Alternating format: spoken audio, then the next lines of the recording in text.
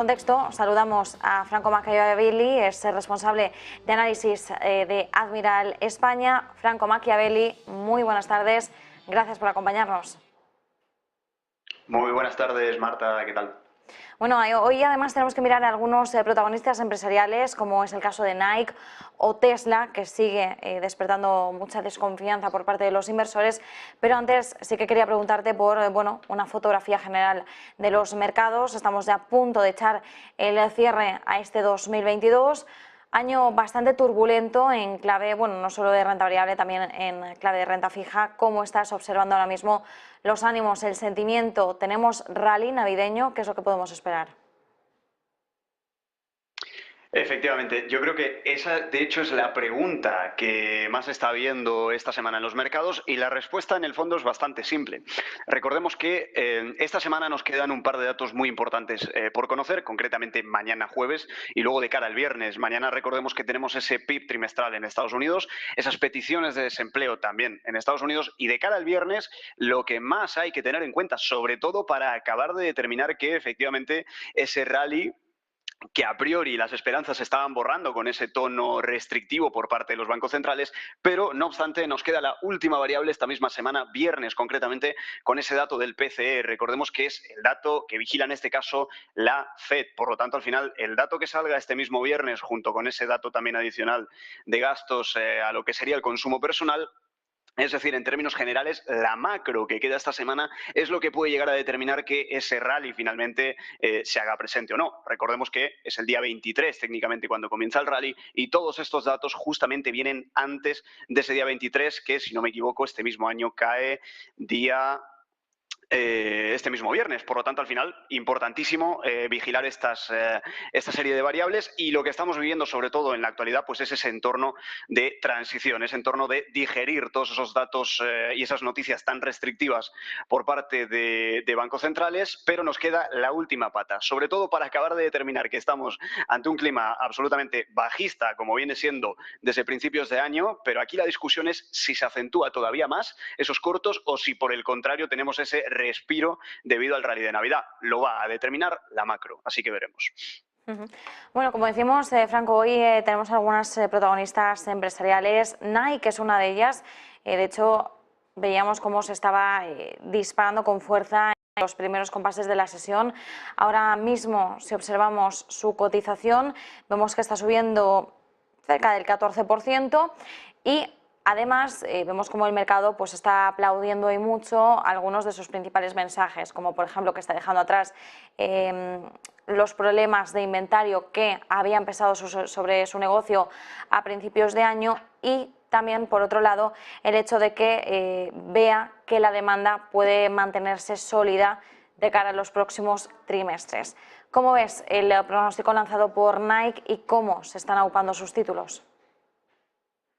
Efectivamente, lo que comentas es cierto en este sentido, Marta. Habían elevado un poco esas perspectivas. De hecho, todo este problema de los inventarios que según ellos están confirmando que las acciones que han llevado a cabo lo han, digamos, logrado mitigar, pues a partir de ahí elevaban las perspectivas de cara a futuro en términos de ingresos y al final lo que va a acabar confirmando que están en lo cierto es precisamente los siguientes earnings que vayan a presentar de cara a futuro y a nivel cotización, sí es verdad, podemos estar viendo un repunte no solamente hoy, sino ya desde los mínimos de octubre. Ya estábamos viendo un repunte desde aproximadamente los $81 por acción hasta los niveles actuales en apertura que está marcando subidas, ¿no? Aún así, como bien decimos, arrastra una caída en términos anuales relativamente importante en este sentido y le quedaría un poco de camino hasta recuperar esos niveles un poco más optimistas, podríamos llegar a decir.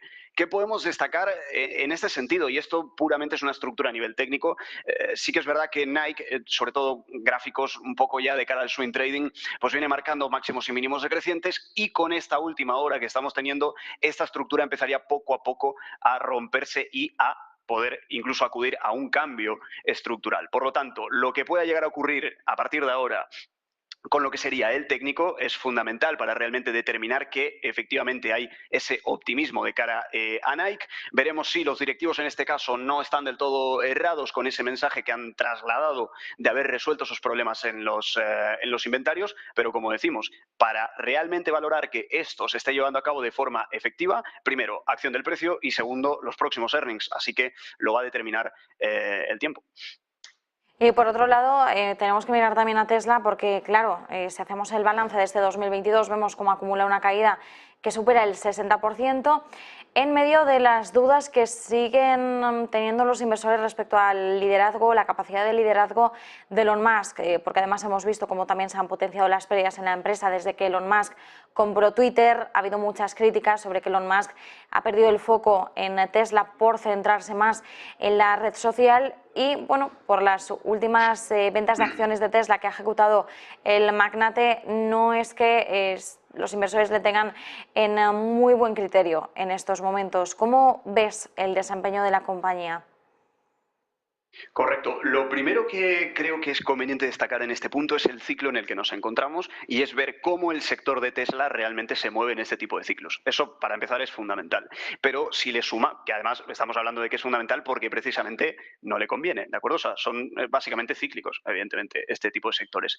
Pero si le sumamos ese condicionante adicional a nivel confianza en lo que es el liderazgo, ya con Twitter, como bien estaba señalando ahora mismo, ya pues evidentemente ese comunicado oficial que se llevaba a cabo también pues evidentemente puede afectar de cara a Tesla. Al final el inversor lo que está demostrando, sobre todo en las últimas semanas, últimos meses incluso podríamos llegar a decir, es una cautela mayor a la que había probablemente en años 2020, concretamente 2021, que fue muy alcista, ¿no? Ahí realmente la confianza en términos generales era bastante alta, pero con todo esto último que ha pasado más ese problema a nivel de ciclo, cómo afecta al sector de Tesla en este caso, pues sumado también a lo que estamos diciendo, ¿no? A esa serie de decisiones que va tomando Elon Musk en el camino, pues podrían mermar parte de la confianza del inversor y además recordemos que Tesla estaba siendo utilizada como liquidez, básicamente, para este tipo de acciones que estaba llevando a cabo Elon Musk. Por lo tanto, evidentemente, lo que hay que tener en cuenta es la evolución también de cara a futuro. A nivel de precio, estamos viendo ya una caída bastante importante y esto a priori no tiene indicios de que vaya a mejorar considerablemente. Sin embargo, como decimos, veremos igualmente la evolución de cara a futuro, aunque a priori pues, el clima general podría no favorecerle. Franco, como decimos, ahora que estamos en la recta final del año, no solo hacemos balance de este 2022, sino que intentamos adelantarnos un poco a los posibles escenarios para el año que viene. ¿En qué escenario central estáis trabajando vosotros ahora?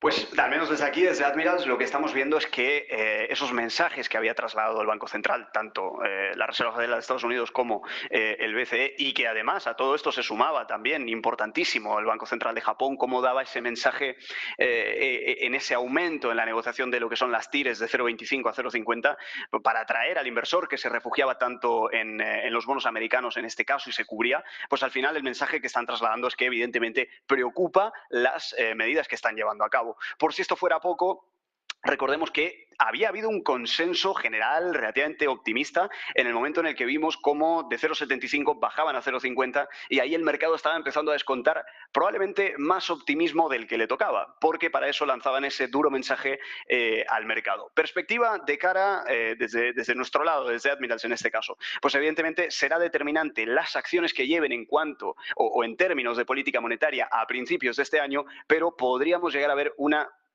parcial recuperación en lo que sería mediados del año que viene. ¿Cuál es el factor determinante para realmente poder llegar a evaluar esto? Bueno, pues que evidentemente haya signos de que la inflación continúa desacelerando hasta que esto le pueda llegar a dar, digamos, un poco más de manejo, en este caso a los bancos centrales, para que reduzcan un poco el ritmo de política monetaria restrictiva. Por lo tanto, en resumen, lo que ocurra a partir de ahora con la inflación, sobre todo a mediados de 2023, es el catalizador idóneo para determinar la postura de los bancos centrales. Y eso, de una forma u otra, es lo que va a determinar que haya subidas o no haya subidas, ojo, generalizadas en el mercado, no un rebote puntual para seguir cayendo. Eso es lo importante que hay que tener en cuenta. Por lo tanto, vigilaremos de cara a mediados del año que viene si la inflación muestra claros signos de remitir y, pues evidentemente, si los bancos centrales dan pie a que haya estas subidas.